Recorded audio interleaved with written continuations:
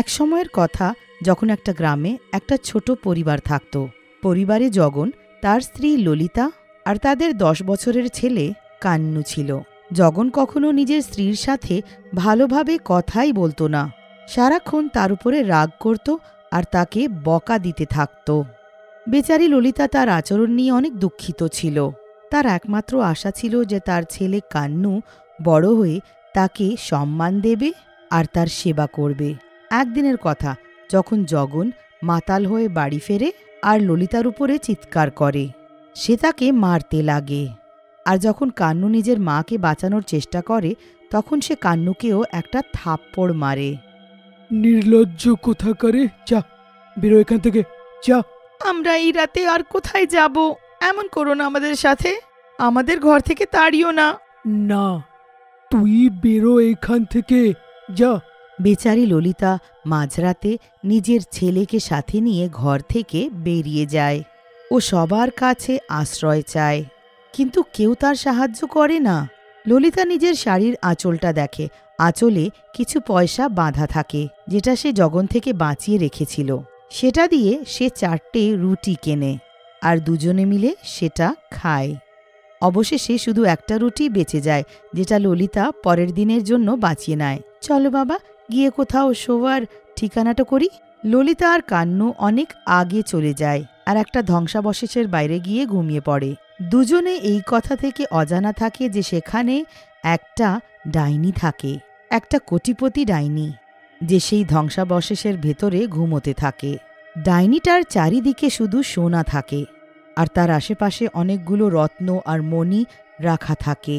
কিছুক্ষণ পর ডাইনি রুটির বেশ সুগন্ধ পায়। সে উঠে ওটা শোঁঘার চেষ্টা করে। কোথায় থেকে আসছে এত ভালো সুগন্ধ? মনে হয় আশেপাশে সুস্বাদু কিছু আছে। ডাইনির হাত পা শৃঙ্খলিত থাকে, তাই সে ওখান থেকে বেরোতে পারছিল না। আর রুটির সুগন্ধ পেয়ে সে অস্থির হয়ে যাচ্ছিল।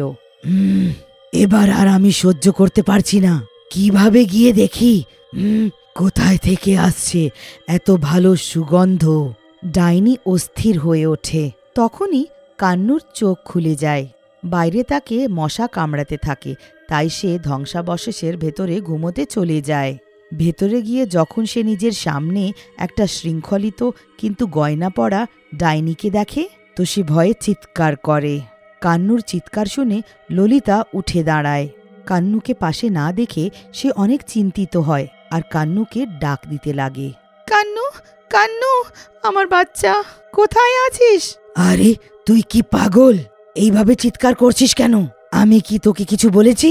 ডাইনি কান্নুকে চুপ করাতে থাকে। তখনই ওখানে ললিতা চলে আসে। ললিতা সোনা পরা ডাইনিকে দেখে অবাক হয়ে যায়। হে ভগবান, এখানে তো ডাইনি থাকে, চলো এখান থেকে। না, কোথাও যেও না, আমি তোমাকে কিছু বলবো না। দেখো, আমার হাত পা তো বাঁধা আছে, আমি তোমার কি ক্ষতি করতে পারি? ললিতা ভয় পেয়ে একটু এগিয়ে যায় আর মন দিয়ে ডাইনির দিকে তাকায়। তারপর ও তার গয়নার দিকে তাকায়। তুমি এখানে এইভাবে বাঁধা আছো কেন? আর এই এতগুলো সোনা, এই সব গয়না? এটা একটা লম্বা গল্প, পরে বলবো। প্রথমে তুমি আমাকে বলো, এই সুগন্ধ কোথায় থেকে আসছে? কিছু একটা আছে তোমার কাছে খাওয়ার। আমার কাছে তো শুধু এই একটা রুটি আছে। ললিতা তার আঁচলে বাঁধা রুটিটা বার করে ডাইনিকে দেখায়। রুটিটা দেখে ডাইনি পাগলের মতন হয়ে যায়। আমাকে আমাকে দিয়ে দাও, এটা আমাকে দিয়ে দাও, তাড়াতাড়ি দাও, আমার অনেক খিদে পেয়েছে, অনেক বছর ধরে ক্ষুধার্ত আছি আমি। আমার কাছে শুধু এই একটা রুটিই বেঁচে আছে, যেটা কালকের জন্য বাঁচিয়েছি। এটা যদি তোমাকে দিয়ে দিই তো কালকে আমরা কি খাবো? তখনই ডাইনি পাশে রাখা সোনা থেকে কিছু সোনা বার করে ললিতাকে দিয়ে বলে, এটা নাও, নাও, নাও, এটা নিয়ে যাও, কিন্তু সেই রুটি, ওটা আমাকে দিয়ে দাও। ললিতা এটা দেখে অবাক হয়ে যায়। একটা রুটির বদলে এতগুলো সোনা? ললিতা তাড়াতাড়ি সেই রুটিটা ডাইনিকে দিয়ে দেয় আর তার বদলে ডাইনি তাকে সোনা দিয়ে দেয়। ললিতা জীবনে প্রথমবার এতগুলো সোনাকে স্পর্শ করেছিল। আর ডাইনিকে ধন্যবাদ জানিয়ে ওখান থেকে চলে যায়। ওই সোনাটা দিয়ে সর্বপ্রথম ললিতা সেই গ্রামে নিজের জন্য একটা বাড়ি কেনে আর ঘরের পুরো জিনিসপত্রও কিনে নেয়। এবার আমি আমাদের জন্য রান্না করিনি কিছু, তারপর বসে খাবো। ললিতা তাড়াতাড়ি খাবার রান্না করে খেতে বসে, কিন্তু যেই তারা বসে তখনই ললিতার সেই ডাইনির কথা মনে পড়ে। তারপর ললিতা একটা ডাব্বায় খাবারটা প্যাক করে সেই ডাইনির জন্য নিয়ে যায়। কান্নুও তার সাথে যায়। যেই তারা ধ্বংসাবশেষের কাছে পৌঁছয় তখনই ডাইনি সুস্বাদু খাবারের সুগন্ধ পায়। খাবার খাবার, এত ভালো সুগন্ধ শুধু সুস্বাদু খাবারেরই হতে পারে। ডাইনি আর একবার ললিতা আর কান্নুকে দেখে অনেক খুশি হয়। তোমরা এখানে? আমরা তোমার জন্য খাবার এনেছি। সত্যি বলছি, দেখো আমি কত কিছু রান্না করেছি। এত কিছু? দাও, তাড়াতাড়ি দাও।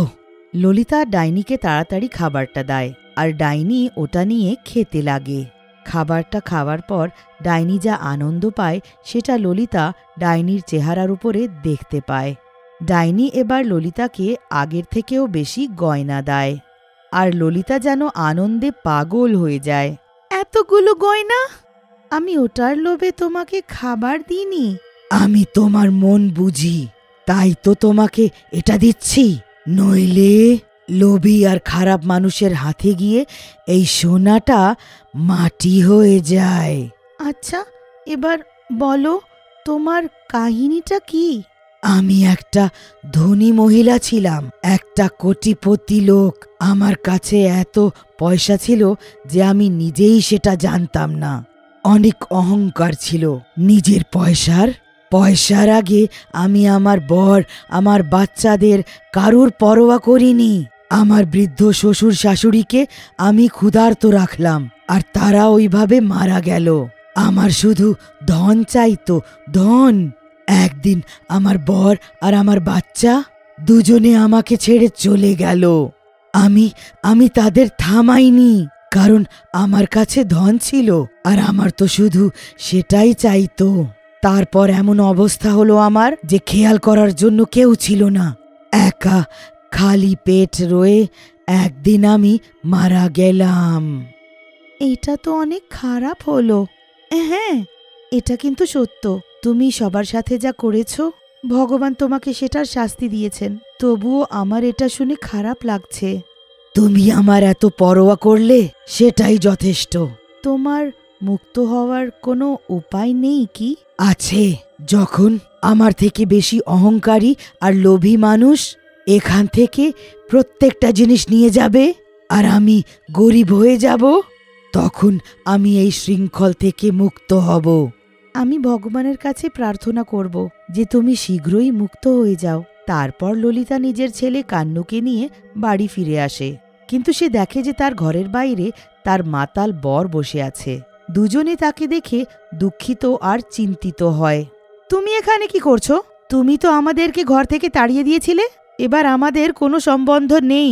তখনই ললিতার ডাইনির কথা মনে পড়ে আর ও জগনকে সেই কোটিপতি ডাইনির সম্বন্ধে বলে। জগন অনেক খুশি হয়ে যায় আর তখনই ডাইনির কাছে চলে যায়। জগন সেই ডাইনির পুরো রূপো সোনা সব তুলে নেয় ও সবকিছু নিয়ে নিজের ঘরে চলে যায়। মাঝরাতে তার আজব কিছু অনুভূতি হয়। তার যখন চোখ খোলে তো সবকিছু সাপে পরিণত হয়ে যায়। জগন পালানোর চেষ্টা করে, কিন্তু তাকে সেই সাপ কামড়ে নেয় আর জগন ওখানেই মারা যায়। ললিতা আর কান্নু সেই লোকটা থেকে মুক্তি পায় আর সেই ডাইনির শৃঙ্খলগুলো নিজে নিজেই ভেঙে যায়। আমি মুক্ত হয়ে গেলাম। পরের দিন যখন ললিতা জগনের মৃত্যু আর ডাইনির মুক্ত হওয়ার খবর পায় তো সে অনেক খুশি হয় আর নিজের জীবন শান্তিতে নিজের ছেলের সাথে কাটায়।